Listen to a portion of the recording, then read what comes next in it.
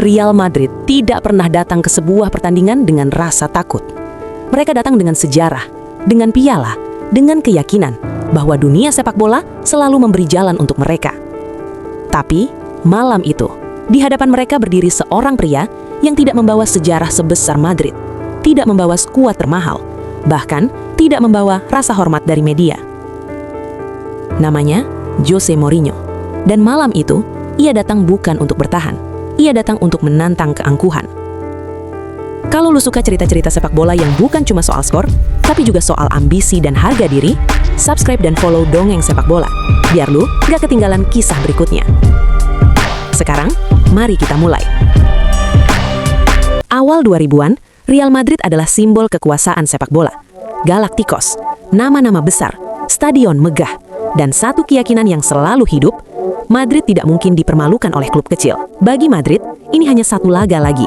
Tapi bagi Mourinho, ini adalah kesempatan. Jose Mourinho belum dicintai dunia. Ia belum dipuji media. Ia belum dianggap bagian dari elit. Tapi satu hal yang ia miliki malam itu adalah rasa lapar untuk dihormati. Kita tidak datang ke sini untuk meminta simpati. Kita datang untuk membuktikan bahwa kita pantas berada di level ini. Bagi Mourinho, Real Madrid bukan sekedar lawan.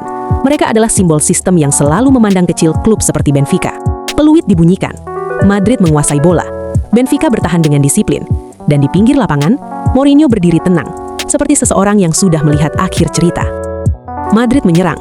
Benfica bertahan rapat. Tempo Madrid mulai frustasi. Dan lalu, momen itu datang. Benfica mencetak gol.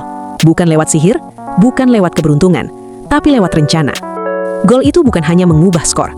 Ia mengubah suasana. Ia menanam keraguan di kepala Real Madrid. Madrid mulai bermain dengan emosi, bukan dengan kepala. Dan Mourinho tahu, inilah yang ia tunggu. Setiap tackle Benfica adalah pesan. Setiap clearance adalah perlawanan. Dan setiap menit yang berlalu, membuat Madrid semakin panik.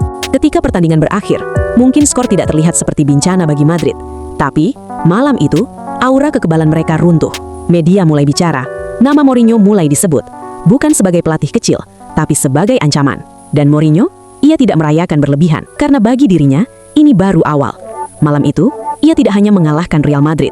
Ia mengalahkan cara sepak bola memandang kekuasaan. Real Madrid akan selalu bangkit. Sejarah mereka terlalu besar untuk runtuh selamanya.